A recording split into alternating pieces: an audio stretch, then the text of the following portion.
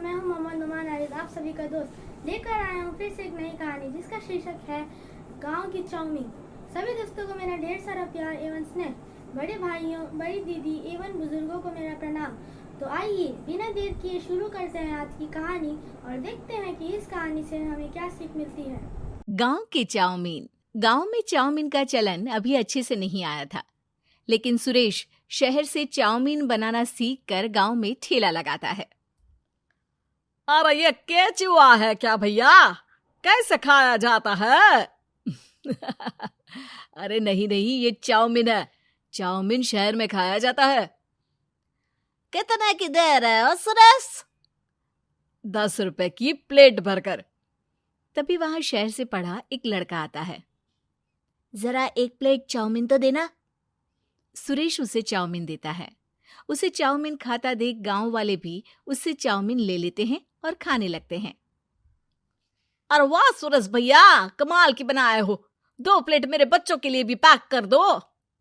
बस फिर क्या था, सुरेश का ठेला लगता है और चाउमीन खरीदने वालों की लाइन लग जाती है। तभी वहां से गांव का साहूकार होकर गुजरता है। और ये क्या भीड़ लगी है? लगता है झगड़ा हो गया है गांव में। चलूं मैं अभी तो मजे ले लूं। अरे कहाँ है, इतनी भीड़ लगी है यहाँ? लड़ाई हो गई है क्या? अरे साहूकार साहब, ना ना ना, कोई लड़ाई ना हुई है। ये तो सुरेश की दुकान है चाउमीन की। हम लोग चाउमीन खाने आए हैं, आप भी खाइए ना। साहूकार चाउमीन खाता है और सुरेश की तरफ देखता है, जो सारे दिन के पैसे गिन रहा होता है। अरे सुरेश, क्या लागत है इस काम की? अरे साहूकार जी, आप अब आए हैं तो ये पूरे 10,000 रुपए ले जाइए, जो पिछले साल शहर जाने से पहले आपसे लिए थे ना। लागत तो क्या कहे, जो आपने दिया था उसी में सीखा भी है और दुकान भी खोल ली। अरे पैसे इतने जल्दी क्या जरूरत थी? कैसे जरूरत नहीं थी साहूकार जी, इतना मोटा ब्याज कहाँ से भरते। साहूकार को अब सुरेश की दुकान को हड़पने की लालच आ जाती है। नाना करते ये सारे दिन में 500 रुपए कमा ही लेता है। अरे गांव में ये ऐसे ही कमाता रहा तो कहीं ब्याज का काम ना शुरू कर दे। अरे भैया, कोई ना कोई जुगाड़ तो करना पड़ेगा। अब साहूकार घर आ जाता है और अपनी बीवी को सारी बात बताता है। हाँ जी, ये तो मैंने भी सुना है कि सुरेश के हाथ की चाउमीन नहीं खाई तो कुछ नहीं खाया। अरे हाँ, सही ही कहते हैं। मैं अभी खा कर ही आ रहा हूँ। अरे भाग्यवान है, कितना अच्छा हो ना अगर वो पैसा हम लोगों को मिल जाए। क्यों हैं? हाँ, वो तो है, लेकिन कैसे? हम लोगों को तो चाउमीन बनाना आता ही नहीं है। साहूकार और उसकी बीवी अब रोज चुपके से सुरेश के घर जाते हैं और खिड़की से उसे चाउमीन बनाते देखते। अब क्या था, दोनों को चाउमीन बनाना आ जाता है। फिर एक रोज, और सुरेंद्र, तुझे साहूकारनी ने बुलाया था। बोल रही थी कि बेटे के जन्मदिन में 10 किलो चाउमीन का ऑर्डर देना है। बना दोगे ना? अरे हाँ साहूकार जी, मैं जरूर बना दूंगा। कब देना है घर में 10 किलो चाउमीन? अरे वो तो तू घर आकर बता कर लेना, मैं नहीं बता पाऊंगा। ठीक है, शाम को काम निपटा कर आ जाता हूँ। सुरेश साहूकार के घर जाता है, लेकिन वहां मियाँ बीवी मिलकर उसे बंधक बना लेते हैं। अरे मुझे क्यों बांध रखा है? मुझे छोड़ दो। आज से तेरा ठेला मैं लगाऊंगा और बहुत सारे पैसे कमाऊंगा। साहूकार एक आदमी को सुरेश की निगरानी में लगा देता है और वहां से चला जाता है। अगले दिन, अरे साहूकार जी, आप कब से चाउमीन बेचने लगे और अपना ये सुरेश कहाँ गया? अरे वो तो शहर गया है, उसका कोई काम निकल आया था। बोल रहा था कि जब तक वो ना आए तब तक मैं ही उसके ठेले का काम कर दूं। पैसे भी तो बहुत उधार ले रखे थे उसने। लगता है कर्जा भरने के डर से भाग गया है। अरे पर वो तो बोल रहा था कि उसने सारा कर्जा उतार दिया है, और वो क्यों भागेगा? इतना तो कमा रहा था। अरे मुझे क्या पता। अरे चाउमीन खाना है तो बोलो, नहीं तो भागो यहाँ से। अरे हाँ, दे दो। अब तो चाउमीन खाना पूरे गांव के लोगों के लिए आदत ही बन गया है। ना खाओ तो नींद ना आए। हाँ हाँ, तो लो और निकालो 50 रुपए। 50 रुपए क्यों? सुरेंद्र तो 10 रुपए में देता था। अरे वो पागल था, मैं थोड़ी ना हूँ। गांव वाले जिनको चाउमीन की लत लग गई थी वो करते भी क्या, दे दो और ये लो 50 रुपए। लेकिन फिर साहूकार उन लोगों को प्लेट में थोड़ी सी चाउमीन रख देता है।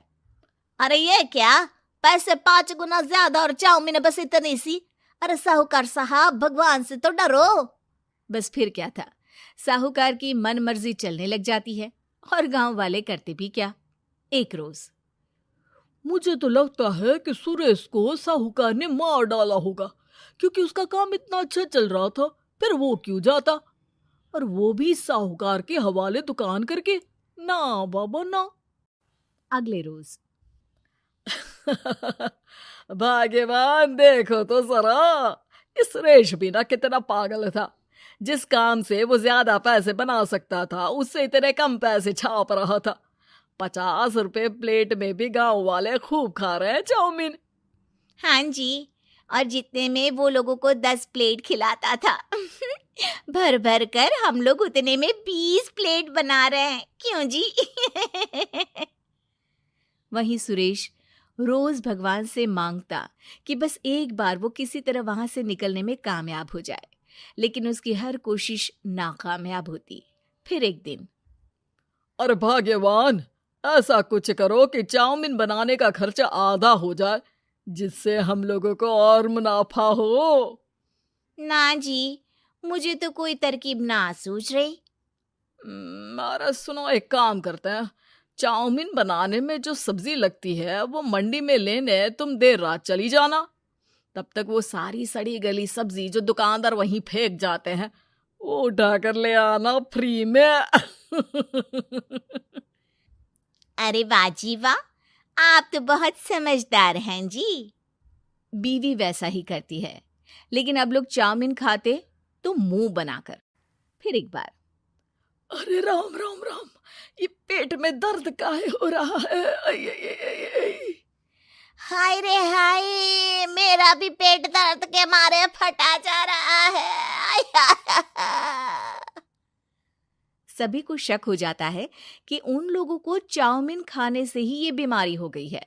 वहीं दूसरी तरफ जो आदमी सुरेश की निगरानी कर रहा था वो सो रहा होता है और मौका देखकर सुरेश वहां से भाग जाता है। सुरेश गांव वालों के पास जाकर उन्हें सब कुछ बता देता है। बस अब क्या था, साहूकार के घर पुलिस पहुंच जाती है। चलो, तुमने गांव के लोगों को खराब सब्जी वाली चाउमीन खिलाकर बीमार किया और सुरेश को बंधक बनाया। तुम्हें इसीलिए हम गिरफ्तार कर रहे हैं। साहूकार को पुलिस ले जाती है और फिर अगले दिन से सुरेश का ठेला गांव के बाजार में लग जाता है, जहां अब पहले से ज्यादा भीड़ होती है। इस कहानी से हमें यह सीख मिलती है कि लालच करके धन नहीं कमाया जा सकता और लालची आदमी कभी सफल नहीं हो सकता।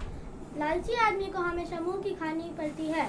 हमें धन को धीरे धीरे संयम के साथ कमाना चाहिए, जैसे सुरेश कर रहा था, ना ही कि जल्दबाजी में जैसे साहूकार कर रहा था।